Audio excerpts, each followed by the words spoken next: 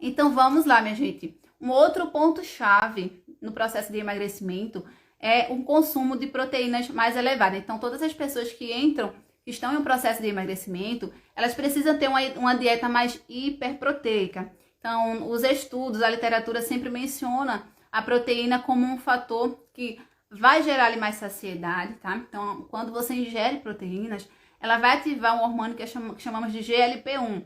Esse hormônio ele retarda o esvaziamento gástrico, então você sente menos fome. Se você sente menos fome, consequentemente você controla ali a quantidade de comida que você vai ingerir, e isso melhora ali o seu déficit calórico, tá? Então você não vai ingerir ali tantas calorias. Então isso também é extremamente importante, tá certo? Outro ponto importante da proteína é que ela tem um efeito anticatabólico. Então, ou seja, em um processo de emagrecimento, muitas vezes, principalmente se você faz entra em um processo de emagrecimento sem um acompanhamento, além de perder gordura, você vai perder massa muscular. Porque muitas vezes o que as pessoas fazem, né? Entra em um processo de emagrecimento entre uma restrição calórica muito severa, então perde gordura, mas também perde uma quantidade considerável de massa muscular. E isso não é interessante, tá, minha gente? Então, em um processo de emagrecimento, a gente vai sempre trabalhar no intuito de manter ou perder gordura, né? Fazer a oxidação de gordura, mas manter ou aumentar ali a massa muscular, que essa perda de massa muscular seja a menos possível, tá certo? Então, é muito importante preservar a massa muscular durante um processo de emagrecimento. Até porque quando você perde muita massa muscular, o seu metabolismo também reduz ali o gasto energético, tá certo? Porque gordura não gasta energia, mas músculo sim. Então, se você perde uma quantidade considerável de músculo, então você pode reduzir também ali o seu gasto energético, tá? Outro ponto extremamente importante, um ponto-chave no processo de emagrecimento, que as pessoas também pecam muito, é com relação à hidratação. Então, eu vejo muitas pessoas dizerem que não gostam de tomar água, ou que esquecem, ou que o sabor é ruim. Então, pecam no quesito hidratação. Ter uma boa ingestão de água é extremamente importante, porque quando você ingere água de forma adequada, você vai melhorar ali o funcionamento do seu metabolismo, então você vai melhorar a digestão, seu intestino vai funcionar melhor. Outra coisa importante, não adianta você consumir fibras de forma adequada se você não ingere água de forma adequada, tá? Então as fibras, para que elas funcionem bem lá no nosso intestino, para que ela desempenhe o papel dela, elas precisam de água. Então nada adianta você consumir fibras, ter um déficit calórico se você não faz uma ingestão de água adequada. Então é muito importante que vocês tomem água durante o dia, tenham essa ingestão de água aí controlada, tá, minha gente?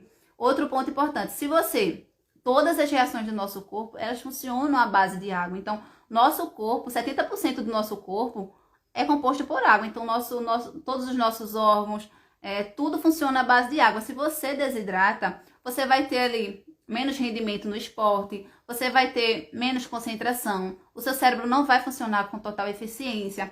Então, você vai ficar mais fadigado, irritado, estressado, pelo simples fato de que você não está consumindo água de forma adequada. Posso substituir por chás? O chá irá ajudar, irá contribuir, mas eu costumo dizer que nada substitui a água, tá? Pode ajudar sim, você pode fazer o consumo de chás também durante o dia, mas a gestão de água também é sempre muito importante. Até porque, minha gente, vejam só, o nosso corpo ele é muito inteligente. O mesmo receptor que sinaliza a sede é o mesmo receptor que sinaliza a fome. Então, muitas vezes as pessoas confundem sede com fome. Então, às vezes estão lá achando que estão com fome, na verdade é falta de água, é desidratação.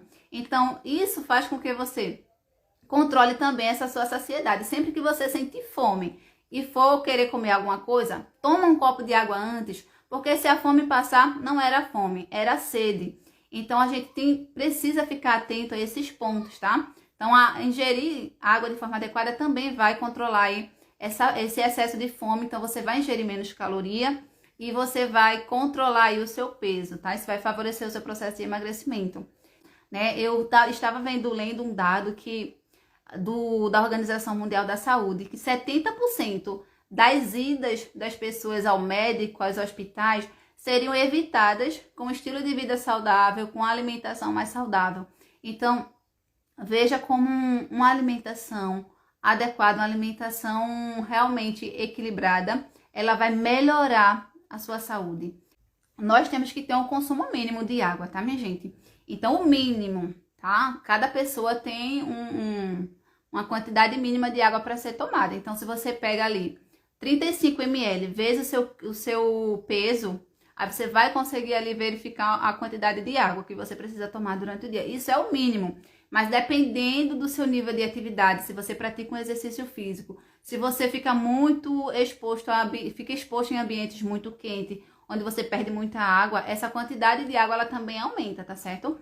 Então, quando vocês quiserem saber quanto de água vocês devem tomar durante o dia, é só pegar 35 ml vezes o seu peso, tá certo? Vezes o seu peso. Então, você vai ver ali a quantidade de água a quantidade mínima de água que você precisa ingerir ali durante o dia, tá? Então, vamos lá para um outro ponto-chave no processo de emagrecimento, que é a prática de exercícios físicos, né? Então, o exercício, ele melhora o nosso corpo como um todo, tá? Né? Nós não fomos feitos para ficarmos parados, sentados, sedentário. Então, nós fomos feitos para nos movimentarmos mesmo. Então, se nós formos fazer uma análise, né? Se nós formos buscar ali, fazer uma análise da nossa evolução, se você for buscar ali na literatura mesmo, você não vai encontrar lá nos nossos ancestrais, pessoas com obesidade, pessoas com síndrome metabólica, pessoas com diabetes, com hipertensão. Então, esses fatores eram muito mais difíceis de ocorrerem lá há 10 milhões de anos atrás, 10 mil anos atrás, né? Então, por quê? Antigamente, né, os nossos ancestrais, eles se movimentavam muito. Então, eles eram nômades, eles estavam sempre saindo de um lugar para outro, andando por muito tempo, gastando muita energia. Os nossos ancestrais, eles caçavam seus alimentos, então eles plantavam, eles produziam, então eles estavam sempre ali em constante movimento. Então, por isso que nós não encontramos na literatura relatos de que antigamente, nos nossos ancestrais, pessoas com quadros de obesidade. Hoje, né, as coisas foram evoluindo, as coisas foram ficando mais modernas e hoje nós temos facilidade para tudo, né? As pessoas foram ficando cada vez mais sedentárias, né? Hoje você se senta num sofá, pega um controle, liga a TV, fica ali na Netflix, pega o celular, pede uma comida, né? Então você não tem mais ali o trabalho de levantar, de fazer, de preparar a sua alimentação, de produzir a sua refeição.